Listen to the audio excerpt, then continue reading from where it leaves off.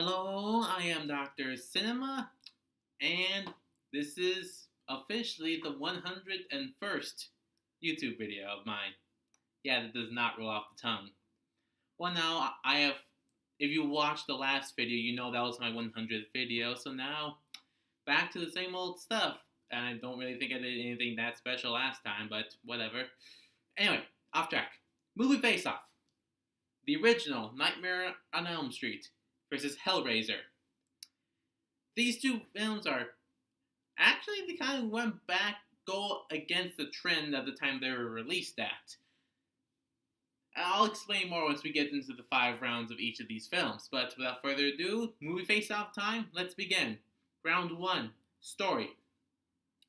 The story of Elm Street is a group of teenagers that live on Elm Street in Springwood start having dreams about a burned man who's trying to scare and kill them in their dreams. One by one, they start to go until all that's left is Nancy Thompson, who beats the dream demon that tries to kill her.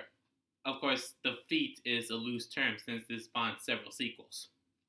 Now, the story of Hellraiser is based on the British novella, The Hellbound Heart.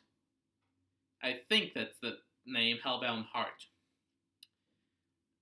And the person who wrote that book actually directed the movie, making one of the most unique book-to-film adaptations. But anyway, it focuses on a couple, a man with his daughter that is from a previous marriage, and his wife who really isn't really in love with him. She was really more in love with his brother, who unfortunately disappeared a little while back. But she finds out that her new husband's brother, Frank, came back from his imprisonment in a dimension known as the Labyrinth, and through some murders and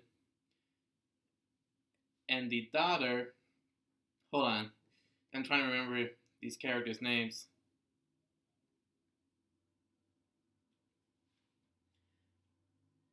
Yes, Kirsty is.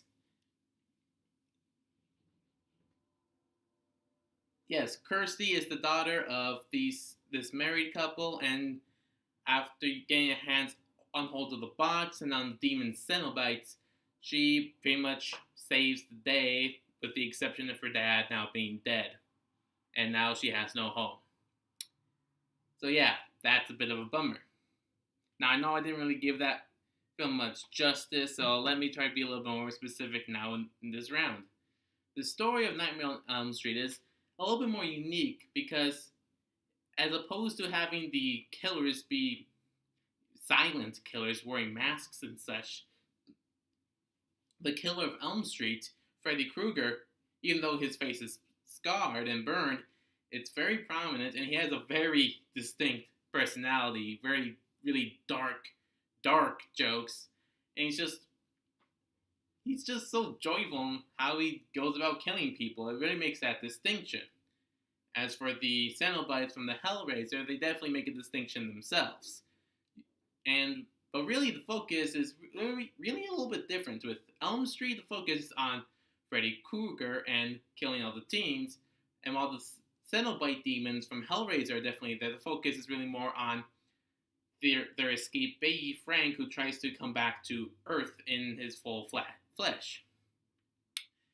And these films are a little bit different, but one of them is a little bit more unique. You see, with Elm Street, a lot of the stuff is different from usual slasher films, but you still have the main antagonist slasher and the protagonist going head to head at the end, and so the bones of a slasher film are all still there. With Hellraiser, it's really different. You see, with other horror movies at the time, there was this subtext of sex as sort of a background theme that's there, but it's not really a main focus. With Hellraiser, that's pretty much one of the main foreground focuses, which really goes against the trend of horror movies at the time, making sex pretty much front and center. And that's what makes it so unique. And like I said, the focus isn't really on like the demons themselves, even though they play a very large role. The focus is really more on Kirsty using the Cenobites to help take down the real antagonist, which is Frank. And so with this little more distinction and difference, I'm going to have to give this first round to Hellraiser. Now let's go into round 2, human characters. With this round focusing only on the human characters, we'll talk about Freddy and Pinhead in the later round. But as far as human characters go, let's look into it. Elm Street has a larger cast. Of course, most of them are usually just there to be killed off, but you have the protagonist, Nancy Thompson, which is definitely a big character in the movie. With Hellraiser, the human cast is smaller in terms of quantity, so in theory, this should be more intimate and more well-developed characters. And while that development is there, they're overshadowed by the presence and role of the Cenobite demons. With Elm Street, whenever you think of Freddy Krueger, you also think of Nancy Thompson, the protagonist, that actually made a very big impact and made a connection to the audience. And that's why she's still very much remembered to this day. So with that, it's 1-1. Elm Street just wins this round. Let's go into round 3, special effects. Now, of course, for Elm Street, you've got the dream aspect, so of course there will be more attention on special effects, arms growing, scarred face, the whole illusion of it being an actual dream. That's really an important part of this movie.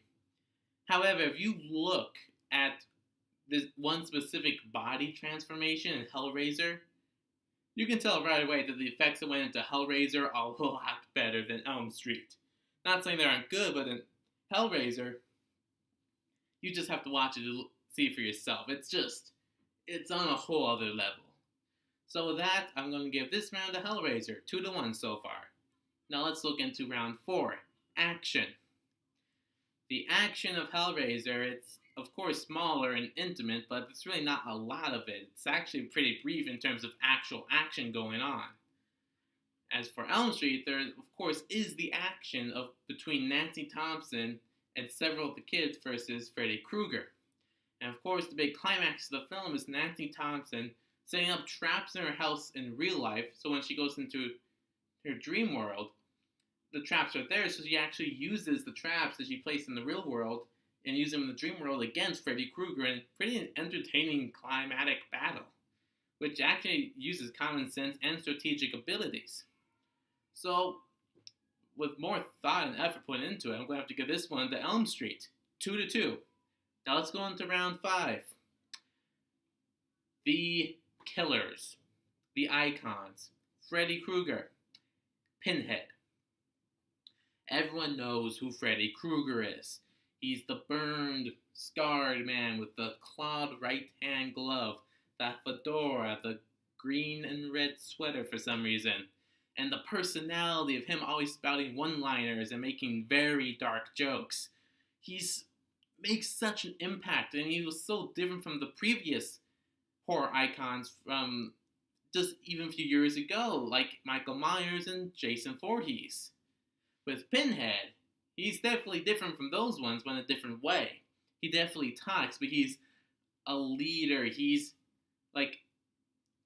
something otherworldly that commands a presence, that he is that a sense that he's all powerful. I mean, and there's just so much attention and focus on him that it's hard not to be drawn into what he says. With Freddy Krueger, you got the one-liners such as, "This is God," and "Come to Freddy," and "I'm your boyfriend now, Nancy." However, that's not to say there isn't stuff from Hellraiser, such as, "We are the Cenobites, demon to some, angel to others," as well as, "We have such sights to show you," as well as, "We'll tear your soul apart." I mean, he may not be quite as well known as Freddy Krueger, but god damn, there's just so much power to him. I don't know how else to describe it. But here's the thing, do you go with the Freddy Krueger that's funny, and has a personality, and is very much a usual kind of horror icon, or do you go with Pinhead the Cenobite, who has this power, this leadership, that this just all power aura around him? So this is actually really tough. I really like both of these icons. They're really great. I mean, Freddy Krueger is his own thing, this whole other different kind of icon. But Pinhead, he's sort of like an homage to the universal monsters that has a human side to him that that you later learn on in some sequels. But of course, that human side of him isn't really present in this film. But still, oh my god, which one do I pick? Oh god.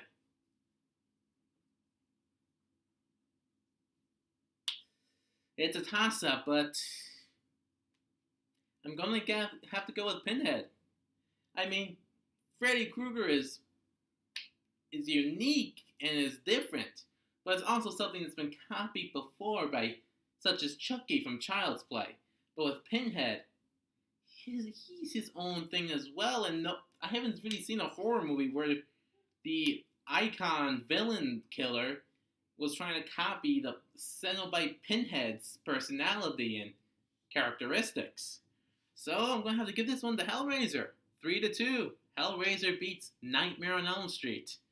But obviously, from my hard decision making, it can really be a toss-up between either or in your opinion. So comment down below if you have any opinions to throw into all this. So you can definitely make the fence argument for Elm Street being the better movie, but I'm going to have to go with Hellraiser. So comment down below, like, subscribe, share. See you next time.